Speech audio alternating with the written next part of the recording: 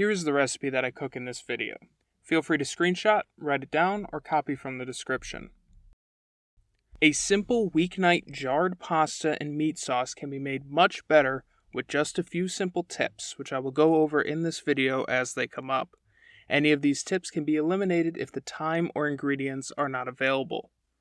Let's begin by adding a few quarts of cold water to our stock pot. Hot water is more likely to carry off flavors from the boilers in most houses and will not be as clean as cold water. Turn the burner on medium, just to get the water started, and add salt until the water is noticeably salty. Not quite ocean salty, but getting there. While that's heating, take a large nonstick skillet and add a couple tablespoons of olive oil. Bring the burner up to medium heat and get that warming up. If you have a gas stove, you may want to wait to turn this on, as it will heat up faster. While we prepare, tip number 1, add a diced onion. Sautéed onions serve two purposes. It firstly adds amazing flavor to the sauce, and secondly, it stretches whatever meat you use. We are only going to add 1 pound of meat to this sauce, but it's going to feel like we added 2. Most onions will work for this recipe. I usually use a yellow or white onion, which is what I am using here. But if you or someone you are cooking for doesn't usually like onions, I have found success with sweet or Vidalia onions. The onion I used here was very large, so I ended up only using 3/4 of it.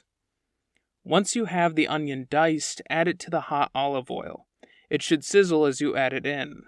Cook that for about 5 minutes until just translucent, stirring occasionally. This will give you onions that are slightly firm in the final sauce. If you prefer them fully soft, cook them for another 5 minutes or so. While it is cooking, you can get your meat ready. I'm using ground beef here, though cubed chicken thigh is just as good, if not better. Tip number 2. If you are using ground meat, look at your fat ratio. You should have 80 or 85% meat and 15 to 20% fat. Any more fat, and the fat could pool on top of the final sauce in an unappetizing layer. Any leaner, and you will lose the great flavor the fat brings to the sauce. 80-20 or 85-15 is right in the sweet spot, and still very affordable. When your onions are ready, push them in the pan to the edges, and add the meat to the center and start breaking it up. Don't worry if a couple onion pieces find their way into the beef. That's unavoidable, and it's all going to get mixed in a bit anyway. Keep breaking the meat up as you brown it until everything is cooked. While this is happening, you can salt and pepper the meat. Don't add too much, as we will have the opportunity to taste and adjust later. I also like to add a bit of garlic powder at this point, but that is not necessary. Tip number 3. At this point, you may be tempted to skim off the fat pooling in the pan. Don't do this. That fat is mostly water, and over the next few minutes, most of it will steam off. What is left will coat the meat and onions and add amazing beefy flavor to the sauce. Just wait until the fat mostly stops pooling, and add in a 38-ounce jar of plain pasta sauce. At this point, turn up the heat on the pasta water to high. It should already be nearly boiling, so it shouldn't take much to start a rolling boil, and add tip number 4, bronze cut pasta.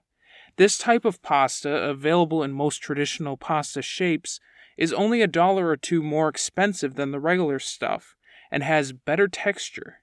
And the pasta will stick much better to it in the end.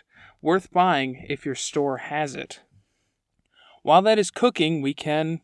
Tip number 5, add seasonings. Every jarred pasta sauce can be improved with just a few seasonings. I like to add a sprinkle of garlic powder, some oregano, a generous shake of generic Italian seasoning, some accent, aka pure MSG. Don't add too much, a little goes a long way. About 5 cranks of black pepper, and finally, about a tablespoon of basil. You could use dry herbs like I have here, or fresh if you have a plant, but I'm going to use this, basil paste. Not quite as good as the fresh stuff, but still very tasty. Just add about a tablespoon. This is probably the most optional thing in the recipe. Dried basil will work just fine. This stuff will go bad if you don't use it within like a month or two. Mix that all and taste it. Unless it really needs it, don't add any salt at this point. Let that simmer while the pasta cooks. Tip number 6.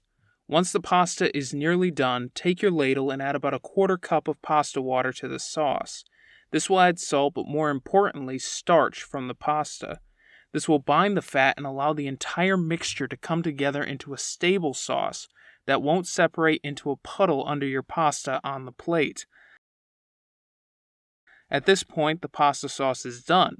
You can eat it now or freeze it for easy future meals. Anyway, go ahead and strain your pasta, and we're ready to serve. Add your pasta to the plate and spoon over a generous portion of the sauce. If you want, you can add tip number 7. Sprinkle a shower of genuine Parmigiano Reggiano cheese over your pasta, though you can use the pre-grated Parmesan if you prefer.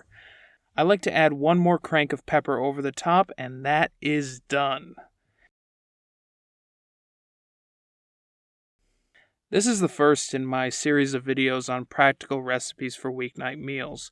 I don't know how many of these I will make, but for now, thanks for watching, and feel free to give me feedback in the comments section.